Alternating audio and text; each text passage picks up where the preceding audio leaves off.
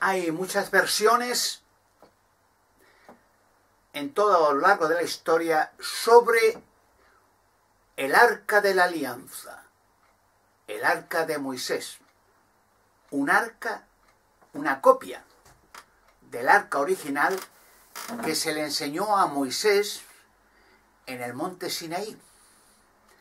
Y Moisés hizo una copia abajo, en la ladera, con la ayuda de miembros de una tribu de Leví, porque eso sucedió en el año 1513, después de la liberación de los judíos de Egipto. Por el Mar Rojo, la destrucción de Faraón y los ejércitos de Faraón, Egipto, y en el monte Sinaí, donde hay abajo, justo más o menos en ese lugar que hay en la actualidad, desde hace siglos, un monasterio de Santa Catalina, una biblioteca, posiblemente la biblioteca más antigua del mundo, esté allí, pues allí construyó un arca, el Arca de la Alianza.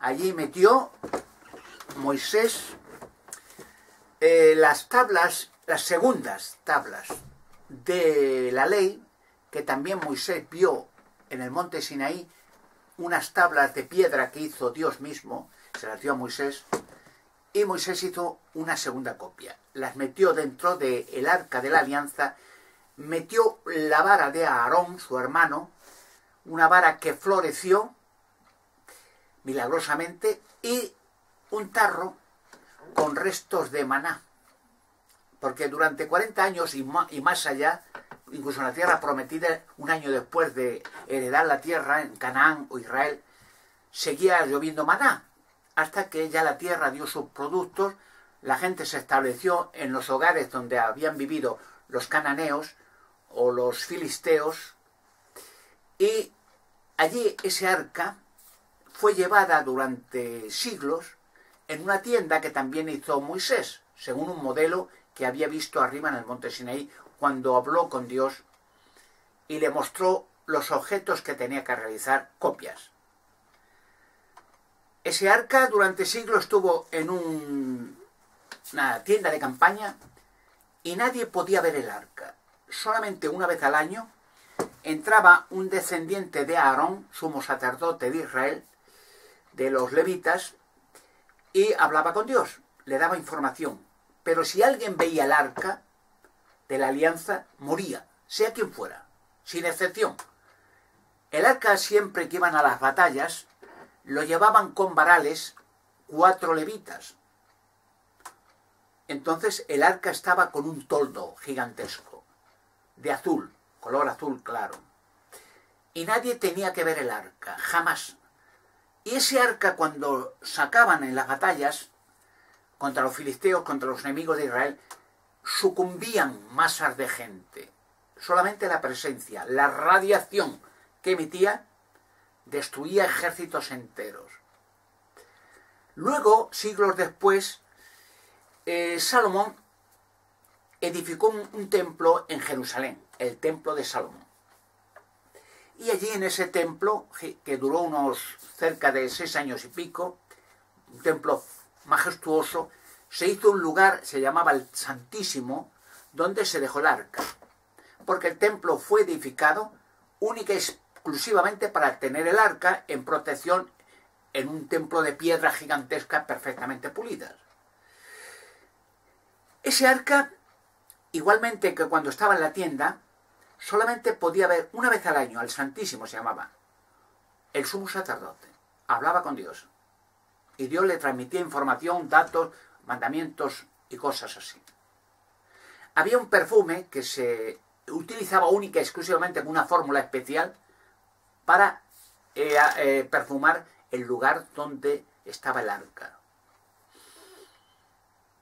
Mucho antes del aproximadamente el 615 aproximadamente, antes de la era común, ya estaba profetizado que la tercera potencia mundial bíblica, Babilonia, iba a invadir Israel e iba a quemar el templo. Entonces, como eso ya estaba profetizado, incluso antes de entrar en la tierra prometida, pues Salomón, con la sabiduría que Dios le dio, construyó, era súper sabio, era como un ángel, la mente, unas naves voladoras que podían volar por todo el planeta. Por eso pueden comprender que en muchos lugares inhóspitos en África, incluso en las islas del Pacífico, en Australia, en islas perdidas, continentes perdidos, hay lugares que se llamaban Islas Salomón o Minas del Rey Salomón. Claro, no han entendido nunca de dónde viene ese nombre. Piensan que algunos misioneros o de alguna organización religiosa pusieron nombre a aquello. Ya tenían ese nombre. Porque allí fue Salomón, a esas minas, a esas islas donde hay monumentos antiguos, incomprensibles, antiquísimos, a coger, estudiar la tierra, hacer planos y también extraer materiales preciosos para enriquecer a Israel. Pero uno de los viajes especiales que hizo Salomón, siempre era especial, única y exclusivamente, era a España, a Tarsis. Entonces, durante 40 años del reinado de Salomón, pues cada 3 años cogía Salomón, mandaba naves voladoras a España, que se llamaba Tarsis, y allí recogía de España toneladas de oro. Se llamaba oro de Ofir porque era oro puro. No tenía mezcla de otros materiales, sino era oro puro. Se llama Ofir. Perfecto. Y cada 3 años transportaba toneladas de oro de España a Israel. Y entonces Israel fue riquísimo. Todos los israelitas eran ricos, millonarios, con el oro de España. Y entonces Salomón, en uno de los viajes, se transportó el arca antes de que los babilonios invadieran Israel y quemaran el templo, y antes de que nadie tocara el arca, puesto que la invasión de Babilonia fue una maldición de Dios por hacerse idólatras, por hacerse ladrones, por hacerse adúlteros, homosexuales, por hacerse degenerados, peor que Sodoma y Gomorra. Decían las escrituras que habían sido ya los israelitas, los judíos, eran degenerados en extremo. De castigo judicial, Dios mandó una potencia mundial destruir Israel completo, quemar el templo y llevar exiliados a los judíos a Babilonia durante 70 años. Y así fue. Pero antes de aquello, Salomón, puesto que estaba profetizado siglos antes de que eso iba a suceder, conociendo la cerviz rebelde de los judíos, que ya he hablado en otros vídeos, que por miedo a los gigantes que había y hay en Israel en cierta zona, pues no quisieron entrar allí. No tenían fe después de los milagros de las plagas que había hecho Dios con los israelitas en Egipto, destruir al faraón y a los ejércitos, abrir el mar rojo, no tenían fe. Y los condenó 40 años hasta morir todos los judíos en el desierto, salvo los hijos que nacieron en el desierto, vagando 40 años para arriba y para abajo, pudieron entrar 40 años después. Pero al entrar ya no existieron más los gigantes. Luego al final diré dónde están los gigantes. Que vieron, había miles. Entonces Salomón cogió una nave voladora extra, un viaje a España, transportó el arca con los levitas y la escondió en una cueva en España conocida por mí. Está sellada y se abrirá. Ya la mostraré, seguro. Porque ese arca de la alianza servirá una vez más para eliminar a la gentuza criminal, a los corruptos, ladrones, a los degenerados, a los pedófilos repugnantes, asesinos y violadores de niños, a toda la gentuza que existe, no solo en España, en el mundo entero. El arca de la alianza cumplirá una vez una misión más de abrir la cueva, se sacará el arca y emitirá una radiación por medio del internet, de los satélites artificiales, los medios técnicos existentes para llegar a todo el mundo. Y se eliminará en todo el mundo lo que sobra de la humanidad, la gentuza criminal.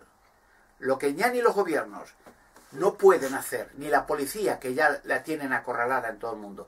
Le han quitado el poder y la autoridad. En España y en todo el mundo. Ya los criminales, los corruptos, los violadores, asesinos de niños hasta en el Vaticano, de toda la vida, ya la policía no tiene apenas ya poder. Los han rebajado, los han acobardado, los han dejado en inutilidad completa. La corrupción se extiende más y más. Ese arca servirá de una limpieza total del planeta Tierra y después se dará a los sobrevivientes la posibilidad de sacar ciertos árboles que hay en el centro de la Tierra para que el DNA de la humanidad se requiera y deje la humanidad sobreviviente de envejecer, de enfermar y de morir. Una vez que ya el rey Salomón dejó el arca en resguardo, protegida de una manera sobrenatural en una cueva, que ya diré cuál es, ya la mostraré cuando hablen los medios de comunicación para que todo el mundo lo vea, porque si lo dijeran en un vídeo YouTube no valdría para nada. Enseguida los magnates de poder fáctico, la arqueología, el Vaticano, los satanistas, los medium, las logias, impedirían que esa cueva jamás se abriera. La sellarían, ya lo han hecho varias veces. No lo diré cuando llegue a todo el mundo, para que aunque lo sellen y lo sellarán, lo impedirán, la gente ya sepa que ahí está el arca de la alianza. Salomón dejó una de las naves que transportó ese arca, vino con dos, en otro lugar de Toledo. Allí la dejó. Porque en Toledo, en los túneles de Toledo, porque Toledo está invadido de túneles. No hay ciudad en el mundo con más túneles a varias alturas que recorren toda una ciudad y que salen a las afueras. Algo semejante en otra escala como los túneles y las ciudades de Derinkuchu en Turquía y Capadocia. Ciudades de kilómetros que se unen una ciudad con otra bajo tierra, perfectamente construidas sobre roca viva a varias alturas. O no se ha podido llegar dónde está el fin de esas ciudades. Varias alturas, varios pisos, kilómetros que unen una ciudad con otra subterránea. En Toledo tiene otra función los túneles, pero muchos de los túneles van a parar a la cueva de Hércules y a la mesa de Salomón. Eso también lo sacaré. Y allí, en las cercanías de Toledo, también en otra cueva, está una de las naves de Salomón con la cual trajo el arca de la alianza a España. Y allí dejó la nave y volvió a Israel con otra de las naves voladoras que utilizaba frecuentemente para venir a España y recorrer el mundo. Todo enigma y misterio se ha de revelar. Es inevitable. Ahora vivimos en un tiempo, en el mundo, de revelación de enigmas y misterios. Des en cuenta que todo el tema ovni extraterrestre ha estado siempre vetado, materia reservada. Se han asesinado a mucha gente por intentar revelar enigmas y misterios. De ovni extraterrestre, ciudades en Marte, ciudades en la Luna, bueno, todos estos misterios no se han permitido llegar a la gente. Y hasta el presidente Kennedy, su hermano Robert Kennedy, al hijo de Kennedy, se le asesinó. Porque querían revelar todas estas cosas. Hay mucho que revelar. Hay muchas cosas. Impresionante. He dicho en otros vídeos, lo he dicho siempre, llevo años diciéndolo. Tengo muchos seguidores. Gente muy buena. Bueno, también tengo gente que no es precisamente seguidor, sino al contrario, enemigos, que también hablan de mí, tal vez de una manera injuriosa o sarcástica, pero mucha gente, como alguien dijo, no importa que hablen de ti, mal o bien, pero que hablen, porque eso acrecenta la popularidad de una persona. Yo muchas veces he hablado de los enigmas y misterios que gracias a Dios tengo la potestad de revelar, que tienen terror y pánico, instituciones muy poderosas. Los criminales del Vaticano, ya se va saliendo lo que he dicho siempre, crímenes a niños, clérigos que han violado a millones de niños, los han asesinado, clérigos que han apoyado a las noblezas para asesinar niños en ritual satánico, para la continuación del poder de la nobleza, que eso la gente lo ignora mucho. He hablado muchas veces de cosas que otros periodistas no se atreverían ni a mencionar, por miedo. Yo he hablado muchas veces de crímenes que tienen que resolverse. No se han resuelto. Y los poderes fácticos, iglesia, Estado, nobleza, satanistas, han procurado tapar todo. pelotas y rastreros al lado de las noblezas, al lado de la iglesia, gentuza, chupones. He hablado del crimen a la hermana de Leticia, a Erika Ortiz Rocasolano, asesinada libremente. Mucha gente lo sabe. Ya verán cómo sale a la luz pública pronto, además, uno de los asesinos. Cantará y dirá cuándo entró, cuándo habló con ella, quién la acompañó, varios, y cómo la asesinaron, porque Erika sabía muchas cosas que le había contado Leticia, y esas cosas que se enteró Erika pueden disparatar por completo la monarquía en España y mucha gente que apoya la monarquía o que vive y chupa de la monarquía. Y he hablado muchas veces del crimen de las niñas de Alcácer, donde están comprometidos políticos de la izquierda, de la derecha, de la iglesia sobre todo, financiado por el Vaticano. Y he hablado también del crimen asesinato satánico de la niña inglesa Madeleine McCann en Portugal. Vendida por los padres, vendida por muchos millones a la corona inglesa y al Vaticano para hacer un ritual satánico en el monasterio satánico de San Francisco en Portugal. Como la Interpol hizo cantar a los padres, porque habían encontrado, no son idiotas, la Interpol son policías competentes, modernos, en el portamaleta del coche alquilado del padre, pelos y sangre de la niña, Madeleine McCann. Ya cantaron a qué monasterio en Portugal se la llevaron, cuánto le pagó la corona inglesa y el Vaticano, los obispos en Inglaterra, para hacer ritual satánico, como se han hecho con cientos y cientos y miles de niños en Canadá por la reina de Inglaterra, por esa gentuza criminal. Y cuando ya cantaron los padres, pues vino orden del Vaticano, de la corona inglesa, de silenciarlo todo. Amenazaron al Interpol, amenazaron al embajador del Reino Unido que callara, a la policía portuguesa, incluso al FBI norteamericano, que vino porque sabía de los crímenes satánicos a niños en Norteamérica y en otros sitios a favor de las noblezas y la corona inglesa y al favor del Vaticano. Ahora se ha expulsado al cerdo criminal de Benedicto por asesinar niños en el Vaticano delante de noblezas, delante de prominentes de la política, delante de banqueros, en ritual satánico a Lucifer en el Vaticano. Pues se ha hecho siempre. Cuando Juan Pablo II se hicieron montones de crímenes satánicos. ¿Quién cree usted que estaba de papa cuando se asesinó a la niña de Alcácer financiado por la iglesia? Juan Pablo II, alias el Santo Bottila, que en Polonia era confidente, colaborador de los nazis, y era fabricante Bottila en sus fábricas de Polonia de veneno ciclón B, con el cual en las luchas de exterminio de Dachau, Treblinka, Auschwitz, se asesinaron a millones de niñas y niños y mujeres. Todo esto va saliendo, hay tanto por sacar, bueno, pero en este tiempo del fin se va sacando de la oscuridad todo lo que ha estado oculto, pero estos son unas muestras de lo que va a salir. Saldrán los crímenes, pues hay crímenes que tienen que salir. Se sabe, por ejemplo, que cuando Juan Carlos, siendo joven, bueno, no tan joven, ¿no?, era cadete ya, en Zaragoza, ¿no?, asesinó por celos a su hermano menor, de un tiro en la cabeza. Porque el padre, Juan de Borbón, quería que su hijo menor era el querido de la familia, que fuera rey. Y ya por celos le asesinó. ¿Cómo se asesinó luego a Alfonso? ¿Y cómo se asesinó al duque de Cádiz? Se le asesinó. ¿Cómo se asesinó a Erika Ortiz Rocasolano? Fíjense una cosa, que yo he estado denunciando durante mucho tiempo estos crímenes, pero hay tantos crímenes, bueno, ya hay que remontarse a los crímenes atroces de la iglesia, quemar gente viva, millones, la Inquisición, las cruzadas, millones, robarles todo, robarles oro, tierra, títulos, dinero, robar a los templarios, se les quemó a todos, miles y miles de personas inocentes que eran industriales, eran monjes guerreros, eran economistas y compraban y vendían, eran pues una empresa, se les quemó bajo injuria a todo y se les robó todo, entre las noblezas francesas y el Vaticano. Bueno, son crímenes abominables que han estado, la gente ha tenido miedo de hablar de eso, pero ya el miedo se va yendo, porque hay otras fuentes de poder que impiden o han impedido que eso se hiciera público, pero ya llegamos a la liberación de la humanidad, y ya tiene que saberse la verdadera historia de la humanidad.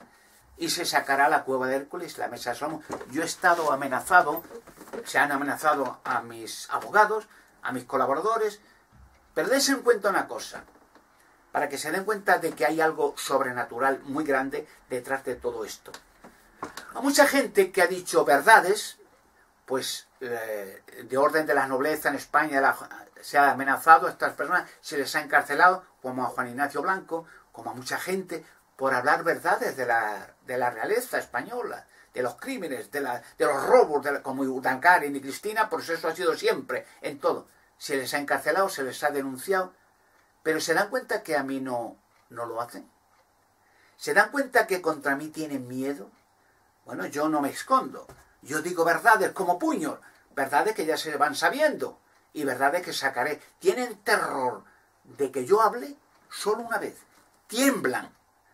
O sea, que hay muchos periodistas o productores de televisión que tiemblan ante los poderes fácticos. Pero en mi caso, estos poderes fácticos tiemblan ante el nombre de Alberto Canosa. Porque cuando ya le he dicho, y lo juro y lo prometo, cuando hable en televisión, como todo el mundo, que ahora hay unas barreras que ya se van rompiendo, mostraré los gigantes Nefelín dentro de roca en España. Quien los metió están vivos, bueno, en estado de letargo. Mostraré cuerpos de extraterrestres, cuerpos de mujeres en rocas, en perfecto estado de conservación. Abrir, seccionar la roca entre los sitios y empezar a moverse, después de miles de años. Eso asusta porque esos descubrimientos, la cueva de Hércules y final el Arca de la Alianza, desbarata la historia entera de la humanidad. Desbarata las monarquías, la religión, el Vaticano, los satanistas, desbarata y destroza todo el sistema. Y tienen miedo de mí, porque ellos saben una cosa.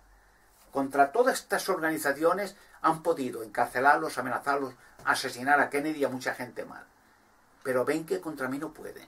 Eso les hace sudar tinta.